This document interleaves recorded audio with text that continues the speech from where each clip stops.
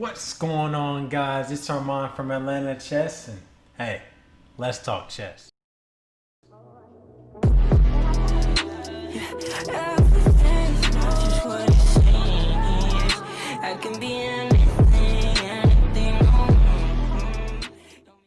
Alright guys, in this video, we're gonna learn 7 ways that you can improve your chess. This goes for everyone, even me. I can improve my chess, everyone can improve their chess. Even Magnus Carlsen can improve their chess. There's 7 ways, guys.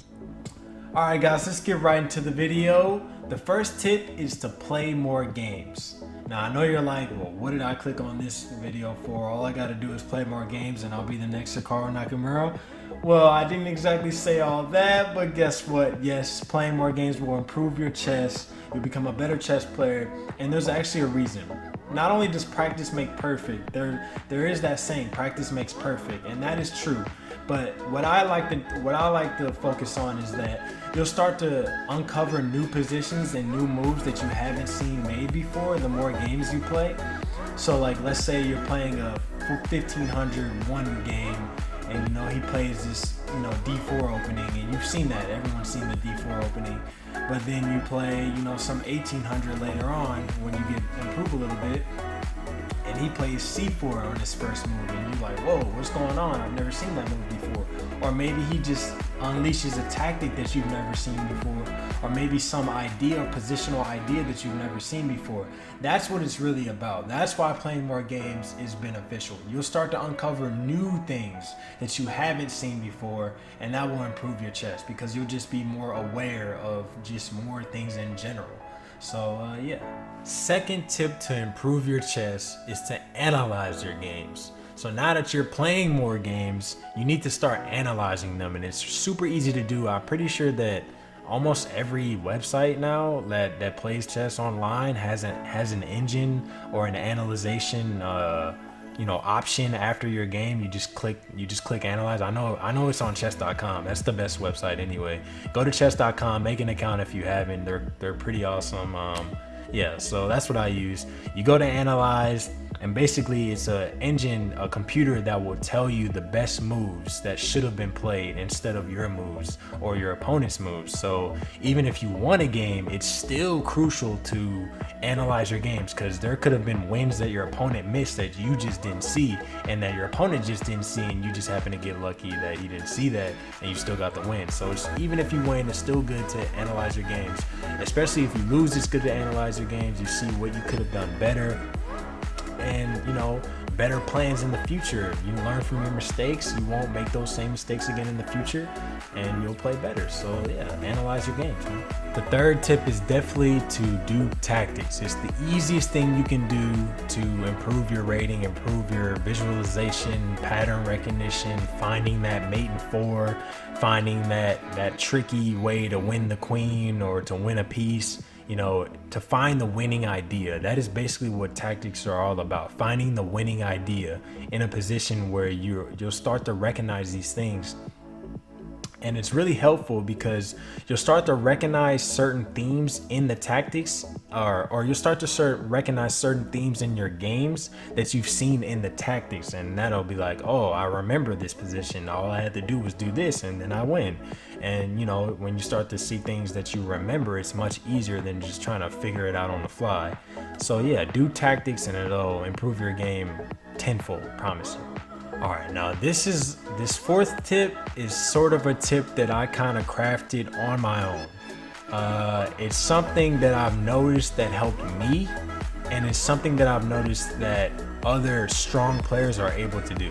So basically what you want to do is memorize the board coordinates. Be able to visualize the board and say moves based off their coordinates. So being like a7 or queen g5 or knight g6 or whatever there may be.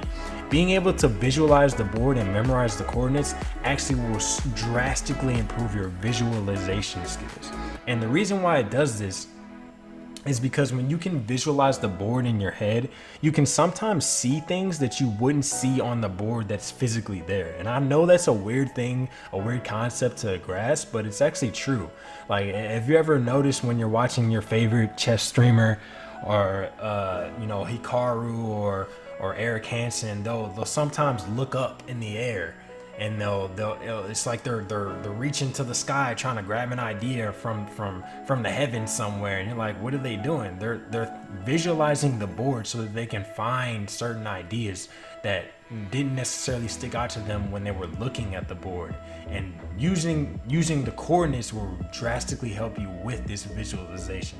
So I recommend you memorize the coordinates, start to become very familiar with saying things like queen to g7 or queen to a5 or whatever. I'm just saying random coordinates, you know, and I'm kind of rambling, but I'm only doing one take, so we're gonna roll with it. But yeah, that's basically what you want to do. You want to memorize the coordinates and be able to visualize the board in your head.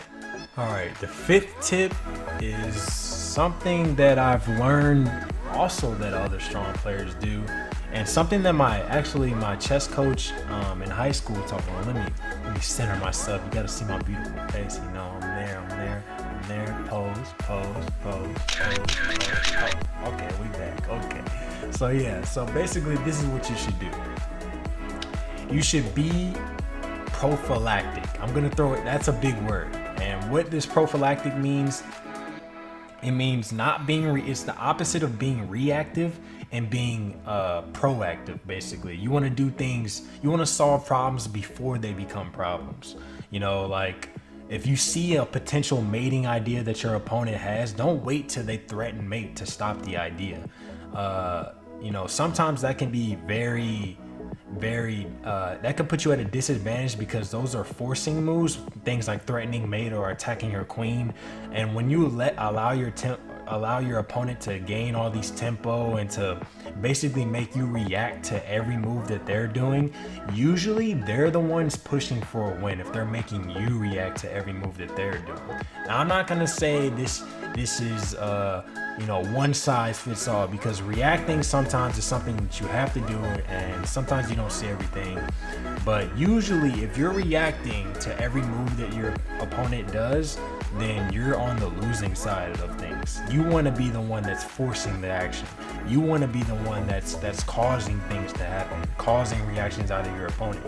You don't want to be reacting to everything your opponent does. So be prophylactic, be proactive.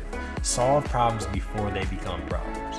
Okay guys, so for our 6th tip, we got something a little bit more creative, a little bit more, you know, abstract. So for the 6th tip, I'm gonna say be able to dream a little. In this position with these pieces on the board, what they are now, what would my dream position look like? What would a winning position look like? What would the best squares for my pieces, where are those squares? When you start to think like this, at first it seems impossible, but then you start to make moves that make it seem more possible, and more possible the more moves you make.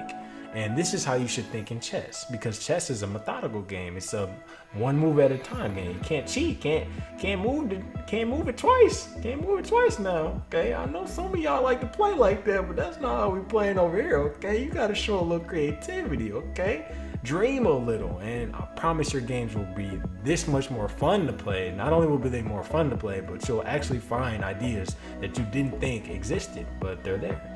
So the 7th and final tip, I'm sorry to say, is a shameless plug, but I had to do it, and it's actually a real tip. It's, you know, yeah, the 7th tip is to get a tutor. You know, if you don't know how to do something, get somebody who knows how to do it.